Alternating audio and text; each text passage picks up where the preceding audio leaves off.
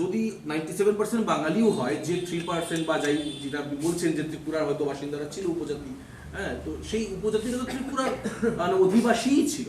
আমি একটা কথা আপনাকে বলবো, আপনি যদি মানে প্রাচীনকালের যদি যারা রাজা, যতজনই রাজা ছিলেন আপনি যদি দেখেন, তাহলে পেছনে ফিরে দেখতে গেলে আমরা দেখবো যে প্রথম থেকেই ত্রিপুরা রাজ্যের রাজভাষা কী ছিল?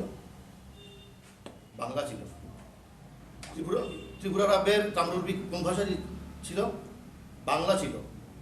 সমস্ত কিছু ত্রিপুরা রাজ্যের কর্মচারীরা, উচ্চপদস্থ কর্মচারীরা কি কে ছিল?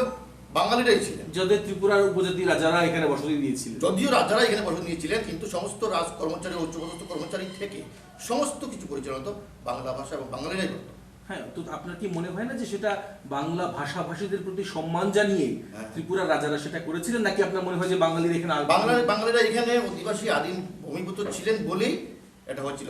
আমেরিকা থেকে, লন্ডন থেকে, বাংলাদেশ থেকে, বা তখন তো বাংলাদেশ ছিল না, বা অন্যান্য জায়গা থেকে এনে তো আর এখানে রাজকর্মচারী ছিলেন না।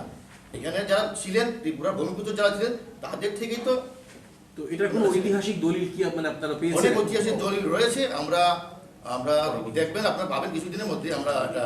কারণ ত্রিপুরার রাজাদের যে সেন্সাস রিপোর্ট সরকারের পক্ষে পাওয়া যায়, তাতে তো অন্য কথা বলে না, অন্য কথা বলে আমাদের কাছে কিছুটা দলিল রয়েছে। মানে সৌরেন্দ্র কুমার দেববর্মনের যে দলিল রয়েছে বা ত্রিপুরা গ্যাজেট নোটিফিকেশনগুলো রয়েছে, সেখানে তো বাঙালিরা 1920-30 অব্দি একেবারেই মানে স্টার্ক মাইনরিটি ছিল, তাই না?